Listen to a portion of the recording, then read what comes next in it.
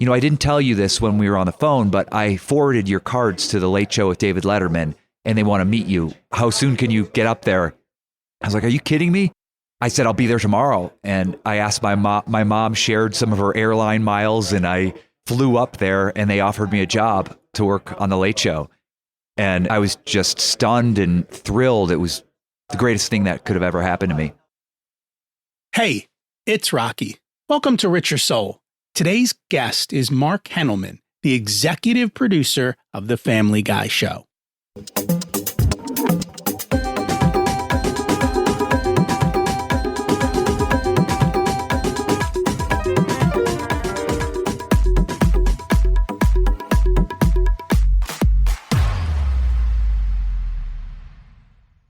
Imagine it's 12 months from now, and you've achieved your major life goals. How does it feel to be in the best shape of your life? To wake up energized, excited about the day? To have great relationships and friends who support you and propel you forward? How does it feel to have an excess of money, to be able to make the choices you want? To be fearless and open to trying new adventures? Imagine being connected to the universe and it providing everything you desire. It's possible over time, and your past does not dictate your future. The only thing holding you back from this vision is you. It's time to take control of our thoughts and use them to our advantage. Welcome to Richer Soul, where we achieve our dreams and create harmony to health, wealth, relationships, time, and spirituality. If you have not had a chance to listen to episodes 1 through 9, I encourage you to go back and listen to the framework behind Richer Soul and how to create the life of your dreams. You can also find all the show notes for this episode at richersoul.com. I am here live at GoBundance in Park City, Utah, and we recorded 11 episodes for Richer Soul. GoBundance is all about living the tenets we've talked about on Richer Soul. And now you get to meet people living this life. They vary in age and success, but each of them has found or is finding their path to the ultimate life. They'll share how they did that and the lessons learned along the way.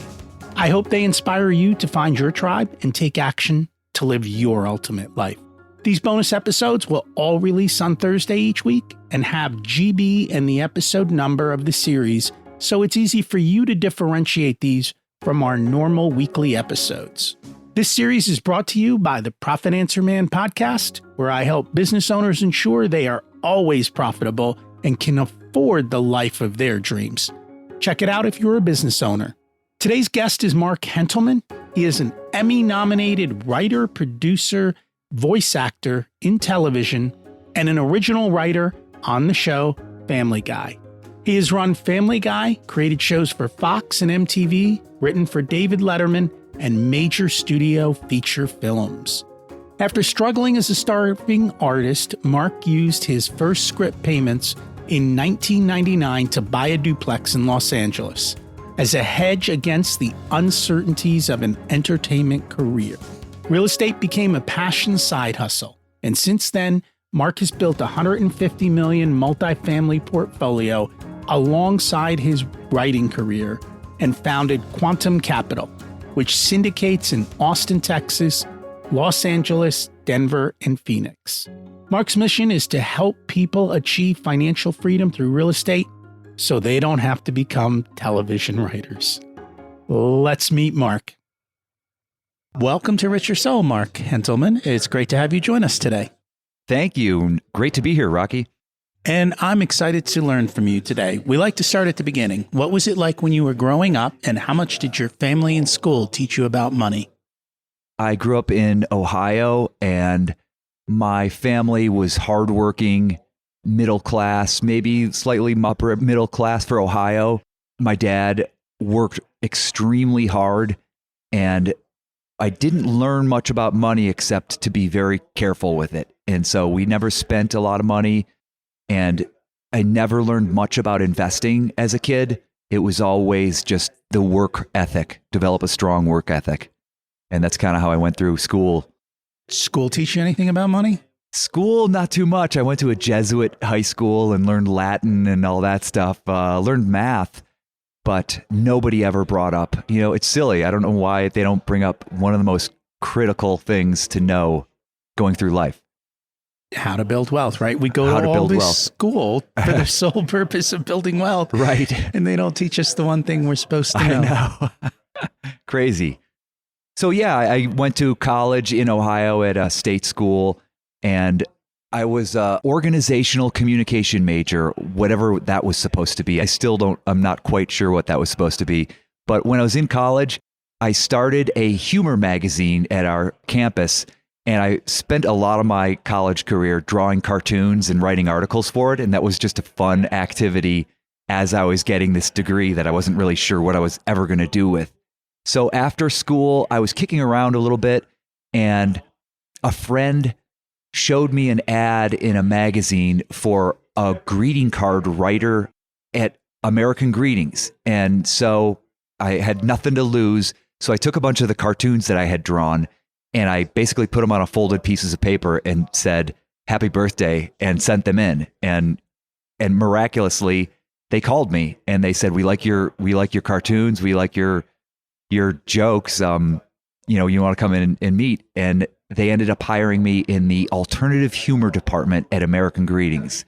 And the alternative humor department was distinguished from the conventional humor department, which was their licensed characters like Ziggy or Garfield, if you remember, and they had a few other ones. And the funny thing is like I knew a guy who was writing in the conventional humor department, and he was so bummed because they had like a 200-page manual on what Ziggy would and would not say. And we were in the off in the corner of this massive complex, and we got to do whatever we want. And so we wrote weird, surreal cards and just had fun. And I don't know if anyone ever bought those cards. Someone must have, or they wouldn't have kept paying you. Right. So hang on a second. While you're in college and you're drawing these cartoons and making these jokes, are people looking at you going, "You're wasting your life"? Or did they just enjoy it? My parents probably had that attitude. I could sense it, but they bit their tongue. I think they just were like, let Mark do his thing. And I think in retrospect, I know after I became successful, they would be like, "We were so worried about you."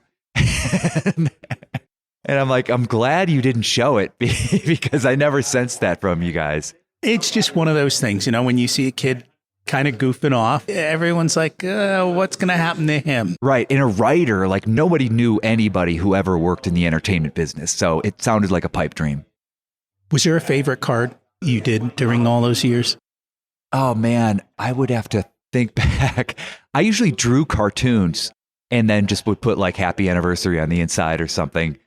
Honestly, I think it's so long ago, I don't really remember. And I gave them all away. That's might be the ironic thing, or the sad thing, is I wrote hundreds of cards, but I had all these relatives who had birthdays, and I was always in a jam. So I would, instead of going out and buying a card, I would just give them the original that I had wrote for American Greetings. So right now, I don't really have a box of my old cards, which would have been nice to hold on to. Now there's people selling them on eBay for thousands of dollars and creating NFTs around them. Yeah, right. So you're doing well at the card company, having fun, enjoying life. Yeah, it was fun. I was a writer and illustrator. I was shocked that they hired me. I had never taken an art class in my life, and I was now getting paid as a professional artist and writer. But I realized that being in a cubicle at American Greetings and spending, I learned after a year, although it was a blast and I liked everybody there, I kind of wanted to go beyond that. And I didn't want to spend the rest of my life there. So I ended up researching, what do I do next? Okay, I can write these jokes on greeting cards, but where do I go from here? So I did some research and eventually called the William Morris Agency in New York City because I didn't know anything else. And the receptionist picked up and I said, "Hi, I'm interested in getting representation because I want to be a writer." And she was like, "Oh, wonderful. We've been waiting for you to call." send it to the mailroom, and basically hung up on me. This rude New York City receptionist. So I figured this was a totally futile gesture, but I put a bunch of my cards in an envelope and sent it blindly to the William Morris mailroom and forgot about it. I figured, don't even give this another thought. However, a week later, or a couple weeks later, I get a call after I got home from work, and it's an agent, and she said, I'm a brand new agent. I was an assistant, and now I got promoted to being an agent. So I was in the mailroom looking at all the submissions, and she's like, I liked yours. Like, yours were very funny. Have you ever considered writing for television or film? And I was like, of course, I would love to. I just don't know what to do. And she explained, you got to learn how to write a script. You got to break it into acts and, figure that out and complete a script that can be your calling card in the industry. So I started to work on that and wrap my head around how in the world you write a script and what are the 3 acts and what are they supposed to be. But again, I come home from work a couple weeks later and she had left me a message. So I call her back and she said, I didn't tell you this when we were on the phone, but I forwarded your cards to the Late Show with David Letterman and they want to meet you. How soon can you get up there? I was like, are you kidding me? And I said, I'll be there tomorrow. And I asked my mom. My mom shared some of her airline miles, and I flew up there, and they offered me a job to work on the Late Show. And I was just stunned and thrilled. It was the greatest thing that could have ever happened to me. So what was the job on the Late Show? The job as a writer, and I walked into that room. And that was one of the most prestigious writers' rooms in all of the industry. Everyone there had gone to Harvard, and they all had 10 Emmys on their shelf, if not more. Like, because that show won the Emmy every year for late night comedy, and it was extremely intimidating, but a thrill to be in New York. And I went to work. So you're telling me Dave didn't write his own jokes? They're your jokes? Some of them were my jokes. Yeah, they had a team, and he had a whole operation. He had just moved to CBS, and if you remember, do you remember the late night talk show wars of the 1990s, the late 1990s? It was Leno versus Letterman. Conan was in the mix. They were all fighting, and they were all competing, and it was intense. And what happened, though, is Letterman slipped in the ratings, and they fired they fired our executive producer and brought in a new executive producer. And within like 8 months after I started on that job, this new, Letterman was slipping in the ratings, new producer was brought in, and he decided to clean house with the writing staff. And like, I had moved my whole life up to New York City, had rented an apartment, done all that stuff. And I knew nobody. I didn't know anything about New York, and I was out on the streets, and I was without a job so quickly. This huge event that had happened to me, but I remember walking down Broadway and thinking, just being a swirl of like emotion and devastation, and I thought, like, maybe this was a gift that I wasn't ready for, and is there a way to turn all this like emotion, is all this like swirling insecurity and emotion and panic, and harness that energy? And like, it's time for me to get good. Like, I got a gift. This job fell on my lap, and maybe I wasn't ready for it. And I've got to work my ass off and prove that I belong in that room with all those Harvard guys. And so I worked like crazy. I woke up. It was time for me to learn how to write and become a great writer. And I woke up, 6 a.m., 7 a.m., got to work, and 12 hours a day, I deconstructed everything I could find, every script. So I understood story inside and outside, comedy, joke structure, all that. And, and what was happening. And at the same time, my agent had said, the only shows in New York that are in production are SNL, Saturday Night Live, and Conan and Jon Stewart, besides Letterman. And she's like, they're all filled up. Like, you really should think about moving out to LA because that's where 90% of the business is. And I said, oh, okay. I wasn't really thrilled about that, but I decided to bite the bullet and move out to another new strange city in LA. And I was really second guessing this career. Like, how was I going to survive? I was so far away from home in this like expensive city. But the thing is there was more business out in LA, and I got a couple meetings right off the bat, and people were responding to my work, like my cartoons. I don't know, somehow I got a lot of mileage out of those things. You have a natural gift, and the world found it. And that is one of the difficult things in life. Like, we all have our natural gifts, and it's finding that right connection to the world where it gets appreciated.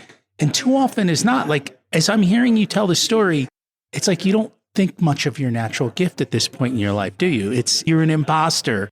Right. And right. Totally. When that comes together, it's amazing. And we should be intentional about trying to figure that out. But it worked out for you. Yeah. Yeah. I worked at it. And as I worked at it, my insecurity turned into confidence because I had earned it. It's like, it reminds me of that Michael Jordan like story. I remember hearing it that he got cut from his sophomore basketball team, his JV high school basketball team, and he went home and cried. And then he just worked harder than anyone else and became what he became. He did. There's a little bit more to that backstory that they don't tell you. Oh, really? Well, it turns out he was a sophomore, right? Right. And usually sophomores don't play varsity. And at that point in his life, he still hadn't gone through his growth spurt. Oh, I remember hearing that. The person who won out was the one who had already gone through the growth spurt. I think he was a senior, so there was reason the other guy was picked. It's not so much but that put a fire in Michael's belly that drove him his entire life. And sometimes we need the fire in the belly too. It totally gave me a fire, and it drove me to elevate my game and really lock in. And it was like, are you going to dabble in this or are you going to commit to it? And I needed to commit. And that's what I did. So what happened next? So I moved out to LA, and one of my first meetings is because I had all these cartoons that I had drawn. My agent got me a meeting at Fox, and I met with the Fox animation department, and they're like, we like your drawings. We love your cartoons. And I pitched them in the room an idea for a show, and they bought it. But at the same time, they said, we want you to write the pilot that you just described to us. And then, by the way, we have another show starting up, and you should meet its creator. His name is Seth MacFarlane. And he's like, we've committed to 13 episodes of this. And we'd like to set up a meeting with you, the two of you. And so I met Seth, and he and I had a lot of the same references, comedy references. And he said, you should come work on this show. And so I entered this writer's room, and I watched the like 4-minute presentation, or like little short, the rough animated short of what this show was. And I went home and thought, this show is going to be canceled so quickly. But I joined it, and it was fun. I mean, the contrast between Letterman and Family Guy was night and day. Letterman was like the most prestigious writers in the business, who, like I said, were the most decorated and had the most experience. Whereas the Family Guy writer staff on that first season was totally ragtag. It was the writers that couldn't get other jobs.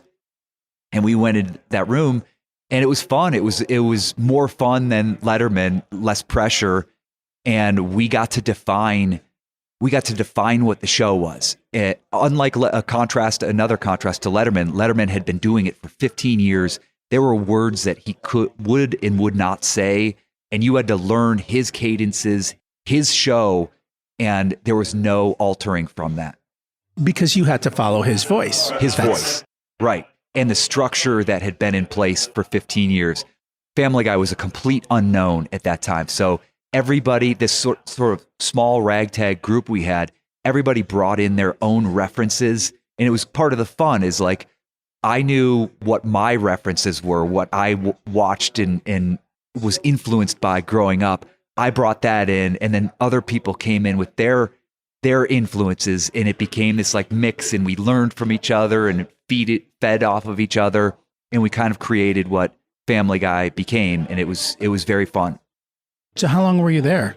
I am still there. That was 1999, and yeah, it's now 23 years. I'm 23 years into it. I've left to create shows along the way. I've run Family Guy, but back then, we didn't think it was going to last. And I used my first script payments because I was so terrified by the entertainment industry that I took my first script payments, not knowing anything. I bought a duplex as an investment. It was a rundown duplex, and the broker kind of helped coach me. She's like, "You fix this up. This is an up and coming neighborhood in LA. I think you'll do well with that." And I leaned on her, and she was great. And that was a life changer for me. Like that was the thing that would give me stability in this volatile industry. And one of my first tenant was one of the voice actors on Family Guy. His name was Mike Henry, and he plays the character of Cleveland, Herbert, and Consuela. And if people know the show, and he used to make fun of me for being a landlord, and I would threaten to evict him every week. So is it a straight line to success from there? It was not bad. Like after my rough patches, no, it certainly wasn't a straight line on Family Guy, because Family Guy got canceled twice. And we were all the writers were out looking for new jobs, and we all got new jobs. I created a show during that time that aired on MTV. That was a thrill to create and run a show. But then miraculously, my show only lasted one season. But miraculously, Family Guy came back from the grave in 2004, brought back by like really high DVD sales and a lot of reruns that were ironically, the thing that brought Family Guy back was the fact that it was being aired on TBS, and it was aired on Adult Swim, and the president of Fox gave the episodes of Family Guy to a rival, which is Adult Swim, and said, "You guys can air this at the 11:30 slot, and for free, complimentary. And if you guys get decent ratings, let's talk after 1 year." And that's like an unprecedented move in that competitive like studio versus studio world. But they did, and Family Guy was beating, ironically, all of the live first run late night talk show hosts. So they're beating Leno and Conan and Letterman, those reruns of Family Guy. So it was a bit of poetic justice. You got him back. Yeah. So we came back. That incident brought Family back from the grave, and it's been a huge success ever since. So you do a lot beyond that, though. You've built a real estate empire, right? Yes. My first acquisition, my first property, I was terrified about that.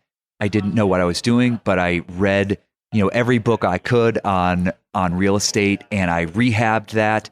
And that was in the year 2000 through 2005. And I bought this property for $435,000. I way overpaid. It was listed at $370. There was 15 other bidders. I won the bidding war after 2 weeks for $435,000. And 5 years later, I sold that property for $1.27 million, and 1031 exchanged into like 3 other properties, and also took the $500,000 primary residence tax credit. And I thought that was that was miraculous to see that kind of return on my efforts. And I thought, like, this is the thing. This is going to be my salvation in the entertainment business. Is I'm going to put all my money into real estate. And I loved it. I enjoyed it so much.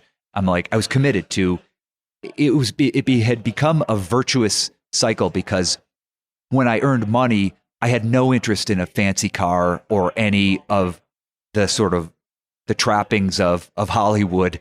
I wanted to put every dollar I had into real estate, and I did.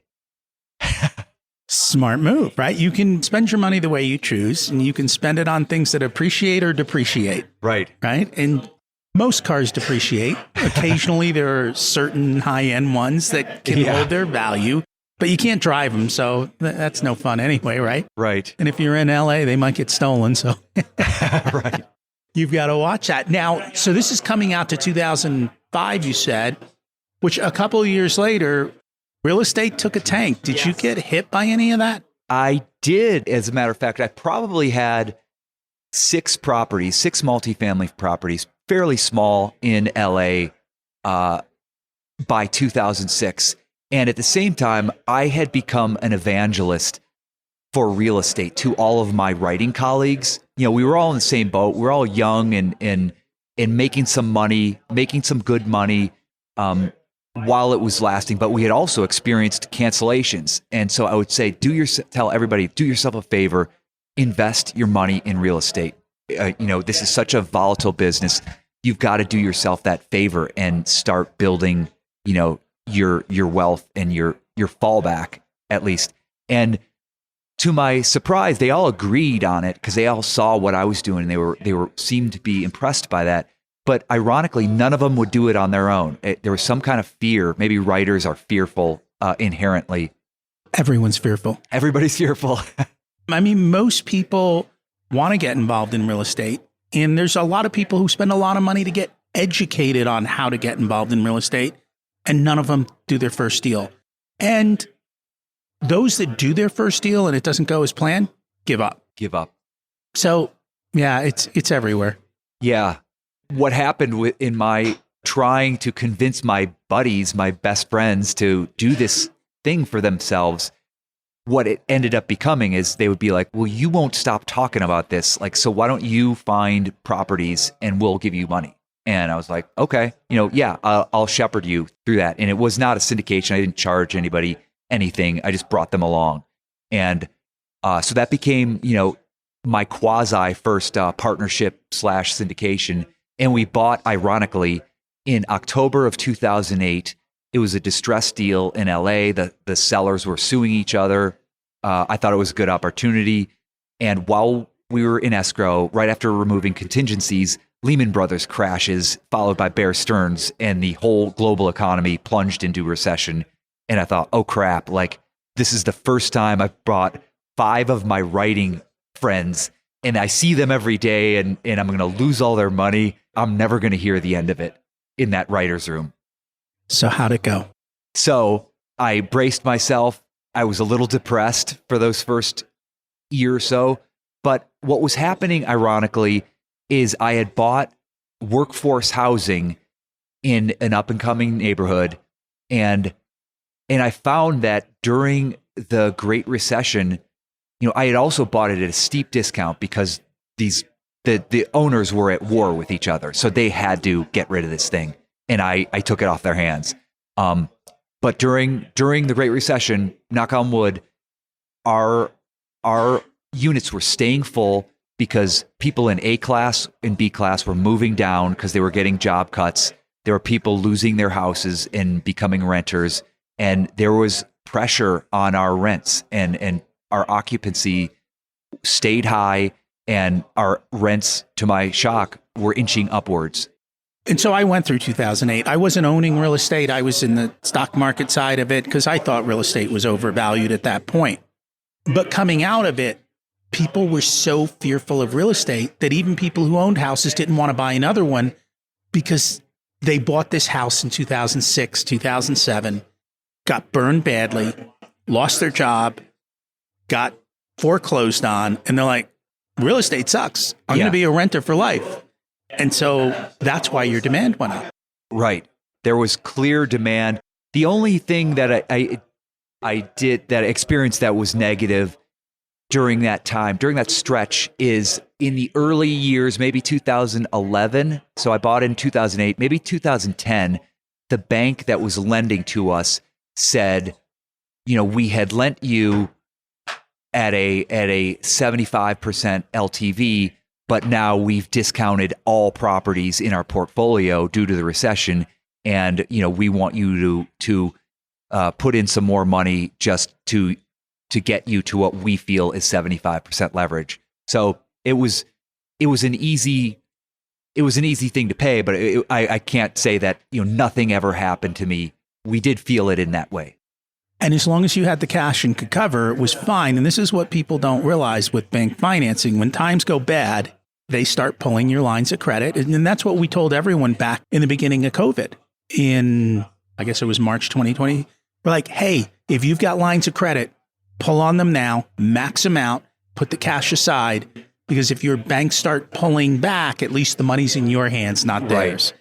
Yeah. That happened a lot. And we learned that from 2008. The banks got very conservative. And if you couldn't make essentially margin call, you got wiped out, which even if you were making all your payments, right? There was nothing wrong. You had good, strong fundamentals. And in spite of that, somebody gets spooked at a bank and you can get wiped out. Yeah. But you made it. Yeah, it was a surprise request for $90,000. And the lucky thing that for us is when recessions hit, entertainment does very well because a lot of people are sitting at home watching TV. So we were making good money throughout the recession. And I got elevated to run the show at that time. And so, it was not a difficult payment to make. That worked out. So what happened over the next 11, 12 years? So from coming out of 2008 up until present is, I created another show, a second show, and I left Family Guy to run that for a while and then came back to Family Guy. But I think as I get older, I really wanted to build my real estate. And I knew that was a long-term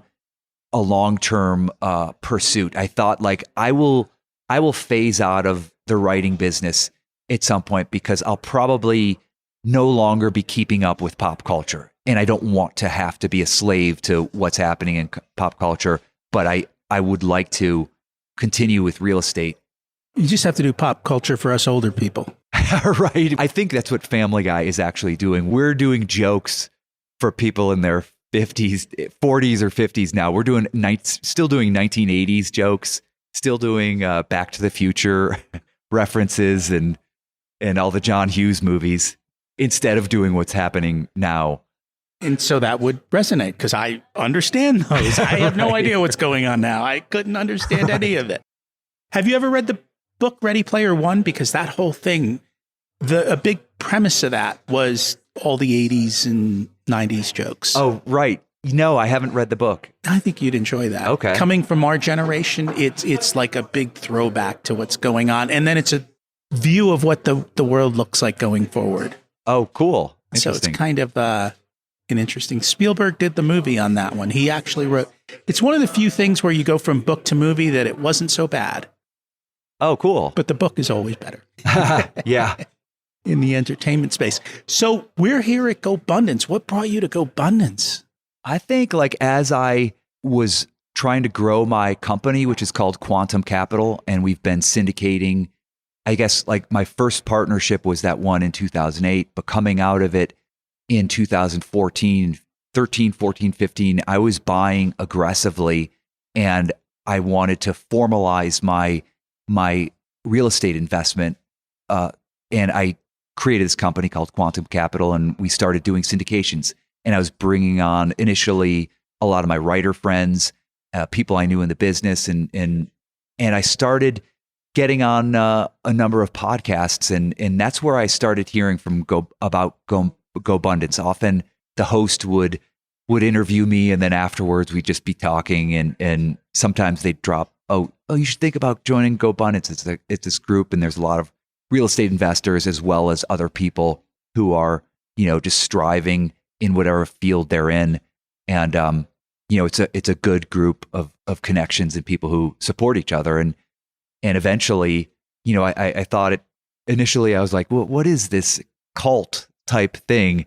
But I tried it. I decided to come to an event about a year ago and showed up at Lake Tahoe and met a bunch of people. And I thought it might be a group of like alpha males, like competing with each other, but it couldn't be farther than that. It was people who were so supportive of each other and sharing in ways that, I had never experienced before.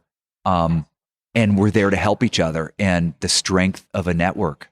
I saw the strength of a network and the way you could learn from other people who were doing what you were doing in a different way or at a higher level. And it's been great. And that's what I've been experiencing here as well. So it definitely has been phenomenal. Now, you have a podcast too. I do, yes. Tell us a little bit about it. It's called the Wild West Real Estate Show. I've been doing it for about 2 years, and it kind of started as almost a chip on my shoulder because everyone would tell me, like everybody I met, they would say, where do you invest? And I would be like, LA. And they would say, you can't invest in LA, like the legislation, like the rent control laws, and it's so expensive. And honestly, I didn't know anybody better. Like I was in LA and I bought this duplex. I was a dumb guy buying a duplex. I didn't know about rent control, and I didn't know about, I knew it was expensive, but I did it. I just did it and had been doing it for 15 years at this point by the mid 2000 teens.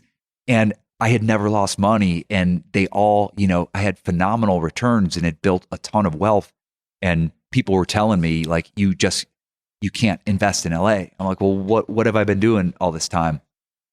So it was almost my chip on my shoulder that I wanted to explain the power of a strong market, of a coastal market. Like, in terms of wealth growth, maybe there's not a lot of cash flow, but in terms of growing your wealth, like you want to be in those strong markets. You want to be in those growing markets. It's the appreciation of the property versus the cash flow. And when you look at real estate, there's a million ways to make money in real estate. You have to be clear on how you're doing it. Your strategy is through price appreciation of the underlying asset. Perfect. Like, right. You know what you're doing. You make sure that you at least cover your cash and you understand where your returns are going to come from, and you execute and you do what everyone else says can't be done.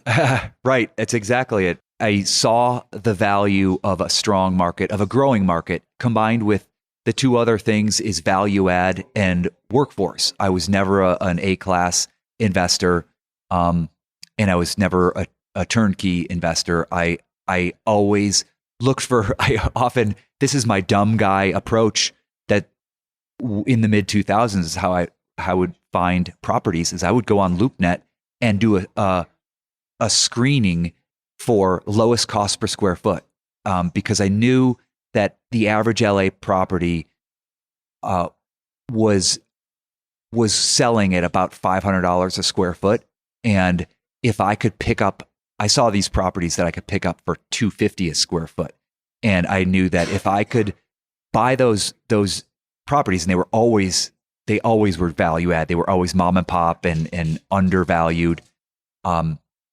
But if they were in a good neighborhood, in an up and coming neighborhood, that was another important key.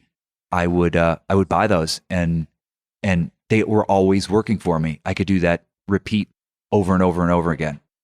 And that's a proven strategy in real estate, is be at the edge of where the growth is going to come. Sure.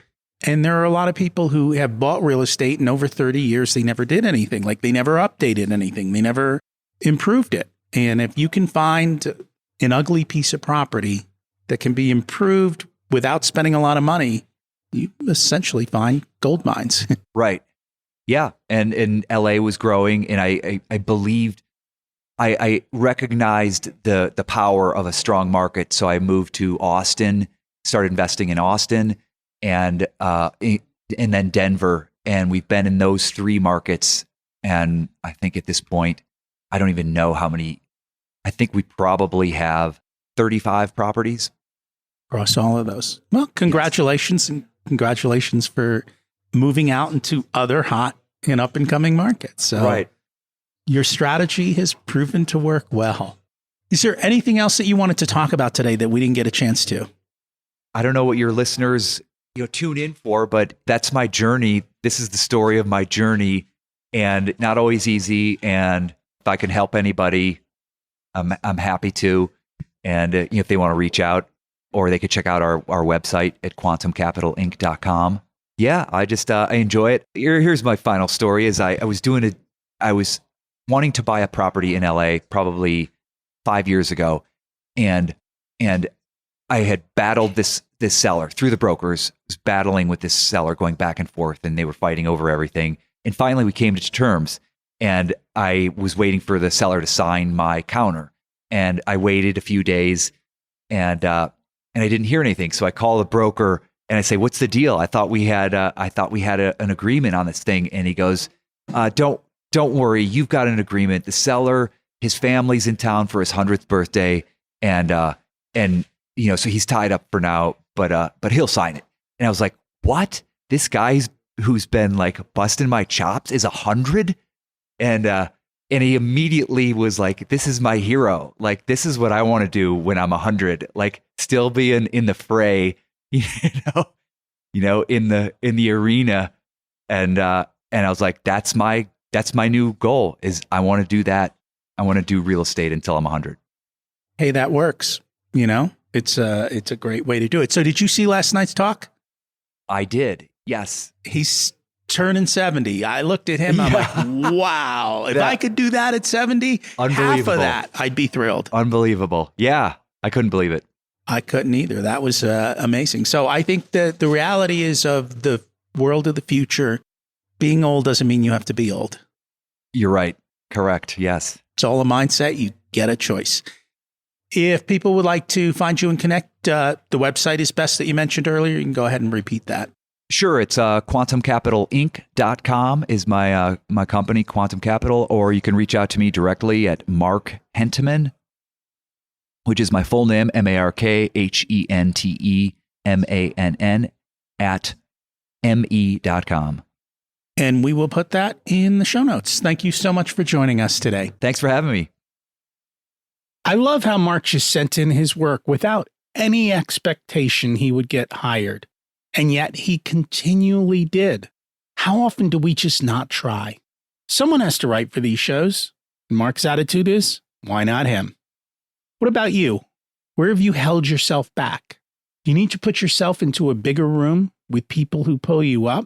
Figure it out, what you are meant to do in this world, and then go do it.